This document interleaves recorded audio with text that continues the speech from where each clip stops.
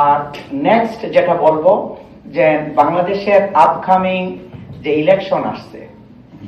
আমরা আমাদের রিলেটিভ যারা আছে বাংলাদেশে, দেখেন আমরা যদি এইখান থেকে একটা কল করি আমার ভিলেজের একটা মানুষকে, বলি যে বলবে আমি যদি যাই আসবে, দেখতে আসবে, হ্যাঁ, বলবে যে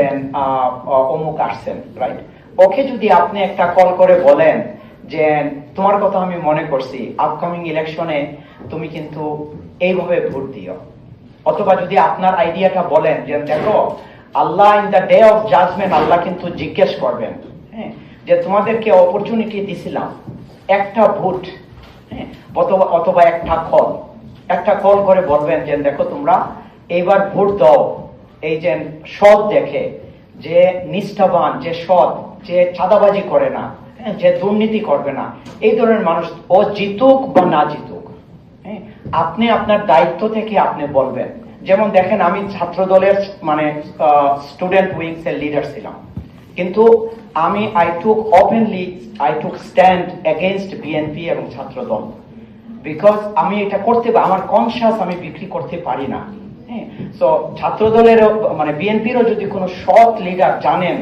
তার জন্য বলেন, কিন্তু আমরা আমাদের কথাগুলো বলা দরকার, সবাইকে বলা দরকার। যেন আমার অনেক বন্ধু বান্ধব এইখানে ভার্জিনিয়াতে অনেক আনহ্যাপি, তুমি কি অ্যাম্বাসেডার হয়ে যাবা, দিস ইজ ফলোনি বলনি, এই একটা অ্যাম্বাসেডার হয়ে যাওয়া বা একটা কিছু হয়ে যাওয়ার জন্য আপনি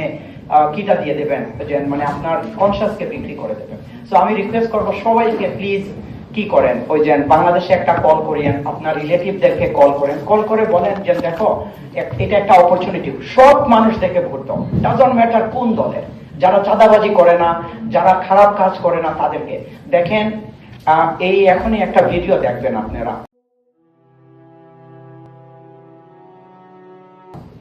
দেখেন দুনিয়াতে এমন মানুষ আছে যে তার এই কিসের জন্য, ইনসাফের জন্য তার জীবন দিয়ে চলে যাচ্ছে। আমরা একটা কল করবো, আমরা যদি আমাদের ভিলেজে কল করি, হ্যাঁ, আপনি খান, চৌধুরী, সৈয়দ, যাই হন, হ্যাঁ, আপনার একটা ইনফ্লুয়েন্স আছে। আমেরিকা থেকে আপনি কল করছেন আপনার রিলেটিভকে, আমেরিকা থেকে কল করছেন, কল করে বলছেন যে কিসের জন্য, ইট উইল মেক ডিফারেন্স ইনশাআল্লাহ।